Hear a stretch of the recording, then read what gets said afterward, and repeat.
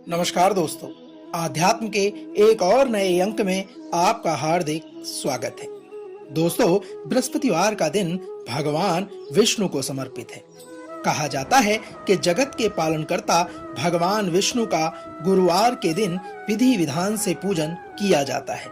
इस दिन अपनी मनोकामनाओं की पूर्ति के लिए लोग व्रत करते हैं, केले के पौधे की पूजा करते हैं और पीली वस्तुओं का दान करते हैं। भक्त भगवान को चने या चने की दाल और गुड़ का भोग लगाते हैं। किंतु क्या आप जानते हैं कि भगवान विष्णु को चने और गुड़ का भोग क्यों लगाया जाता है? आज के इस अंक में हम इसी से जुड़ी एक पौराणिक कथा का वर्णन आपके बीच में करने जा रहे हैं। तो आइए आरंभ करते हैं भगवान विष्णु के गुड़ और चने के भोग से जुड़ी यह पौराणिक कथा के सार को। दोस्तों, भगवान विष्णु के परम भक्त देवर्षि नारद उनसे आत्मा का ज्ञान लेना चाहते थे, लेकिन वे जब भी श्री हरि से इसके बारे में अपनी इच्छा प्रकट करते तो भगवान कहते कि पहले उस ज्ञान के योग्य बनना होगा। नारद जी स्वयं को उस ज्ञान के योग्य बनाने के लिए कठोर तप करने लगे, लेकिन उनके हाथ कुछ भी नहीं लगा। इसके पश्चात वह पृथ्वी लोक पर भ्रमण करने चले गए।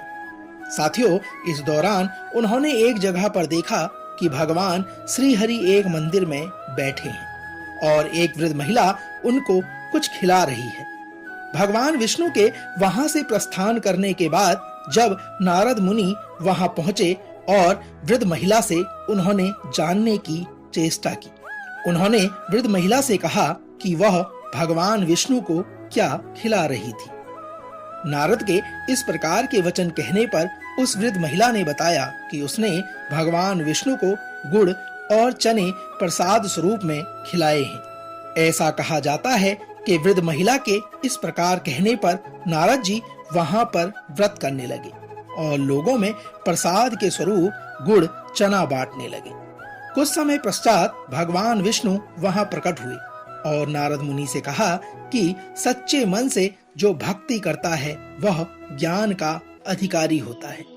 भगवान ने उस वृद्ध महिला को बैकुंठ जाने का आशीर्वाद दिया और कहा कि जो भक्त उनको गुड़ और चने का भोग लगाएगा उनकी सभी मनोकामनाएं पूर्ण होगी। ऐसी मान्यता है कि तभी से भगवान विष्णु को गुड़ और चने का भोग लगाया जाता है।